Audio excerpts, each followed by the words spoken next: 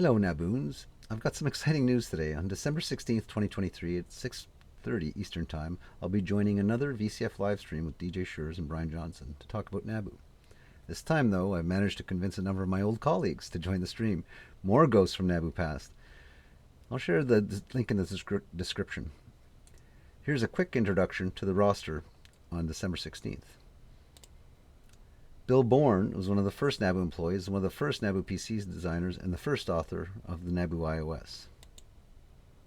Mike Slinn was the creator of the original S100 NABU wire wrap board that all of us game developers used all the way into the autumn of 1984 until the NABU PC was finalized. Warren Belkin programmed the Starfield animation and the original NABU main menu. Eric Mesdag wrote the game Macbeth and also worked on iOS, the internal operating system. And from NABU Marketing, we have Ed Myers, who worked on the marketing for information applications and educational titles. And Mary Kay Marsden, who worked on the NABU Computer Camp with Mary Berg and James Gregory, which was a very important component of us getting into schools in the summer of 1984.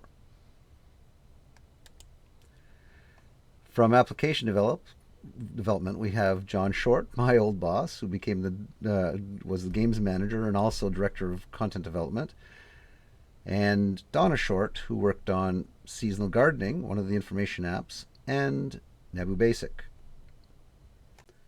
Also joining us is Tim Ranger. He originally wrote Laser Attack, but he also wrote Qbert with me. I had a conversation with Eric Anttila, and he gave me a bunch of NABU PCs. Well, actually two of them, two adapters, two keyboards, and a dual floppy and a single floppy. Sadly, I don't have any interface cables, just the between the keyboards and the keyboard cables and or the adapter cables, but I think I can figure them out. But for these ones, they're going to go into storage. They might have different ROMs or something like that, but I'll take a look at them later. I love pins. As mementos, they can't be beat because they're physical. You can hold them, you can wear them, and for me, they're like database primary keys into memories. I can hold a pin and remember exactly where I got it and why. For instance, this Coyote pin I bought at a souvenir shop in New York City in 2015 when I went there with my wife. The little tiny golden parliament buildings I received when I did some work with the Canadian House of Commons on their voice transcription application in 1995. This is from the video launch party for the Pursuit of Happiness as I'm an Adult Now video. That video won a Juno Award that year, but the party was absolutely spectacular. Thus, this is a really good souvenir because I can remember when I hold this pin, I remember that party like nothing else. This pin I got at MapleCon 13. It was a science fiction convention held here in Ottawa. I used to use this as a tie pin for many years. It was a great conversation starter. And then there's this pin. This is my favorite pin of all time. This pin is special to me because it's sterling silver and it was given to me personally by John Kelly. I can remember a conversation when he gave it to me, what he was wearing, three-piece suit, and how choked up I was to get it, and I couldn't really say anything. I knew that they were rare. They were usually given to NABU execs, VPs, and other special people, so he was taking this from the last of his stash of them, and I really, really appreciate it because it's literally one of my favorite souvenirs of all time. So naturally, when I was looking to reward people and thank them for all their help, I chose pins. I made my own. I call them the Ghost of NABU Gold Awards, and I'm giving these to special people that have personally helped me in my NABU journey. I designed the pins myself. I took them from a scan of a NABU logo, converted it to SVG, resized and tweaked it so that the interlace bars of the logo would work well for the metal mold of the pin. Once I was satisfied they were going to look okay, I had them manufactured. And they came out really, really nice. So I gave the current recipients for these pins is, for instance, my wife Lisa, who created a bunch of NABU material and did some production assistance. My daughter Pamela for providing embroidered shirts that I use and show on the live streams. Surprisingly enough, the next one was for Ben Graham, the co-op student that helped me at Ericsson. He took one of my NABU PCs and cleaned it up beautifully. Did a little video about it too. And that's the one I actually use because it works the best. It's the most reliable one that I have, so that's the one that I use when I'm demonstrating, and that's the one I did for mine 2049er. So that's what he got an award for that. I also gave DJ Schurz one because I've been working with them a lot, but mostly because of all the conversations I've had about the internet adapter that I personally use, as well as the use of Cloud CPM, which I've been using to extract and compile old code and do some of the other videos. Brian Johnson created the MIME emulator because it's literally the next most common tool that I will use is the MIME emulator when I'm moving stuff between Cloud CPM and trying to test stuff. It's a little bit faster than using the NABU PC, and I don't have to move it from my desk. There's also Grant Klyball, who created the NABU RS-232, or recreated the NABU RS-232 card, and we spent hours going back and forth with going through traces, where he'd give me a list of traces to check and tell them what they were continuity or not, and so on.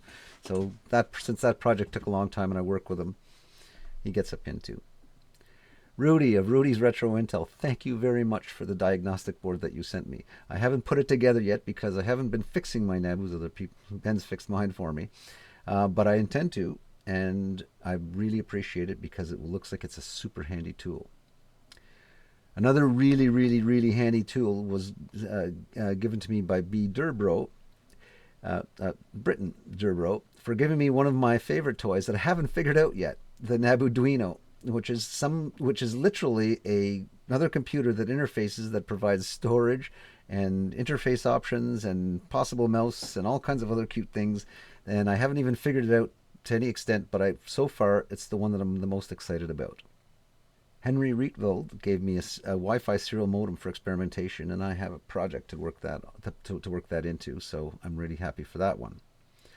I'm also sending out some other awards to different people, like people at VCF for promoting NABU, for being interested in it, and so on. So Jeffrey Brace, Andy Diller, and my good friend Ernie Smith, who wrote the article for Vice magazine, he's getting one too. Also, they've been giving to every ex-NABU employee that I've met so far, including Eric Anttila, Les Purley, John Shortt, Donna Shortt, and Tim Ranger. So all you recipients that have these pins will be in good company. In fact, they will be rarer than the NABU PCs that are currently available because there's less than 100 of these things. And while I was there, I created another one, another type of award, which is the Ghost of NABU Platinum Award. And this is for people that are doing projects that aren't necessarily related to fixing things for me, but their own NABU projects, ones that I should take note of and actually provide a bit of recognition for. So this is what this one is for. I haven't decided how I'm going to distribute these yet. Likely they will be when I go to shows, when I meet up with people, because I've discovered that postage is very expensive these days.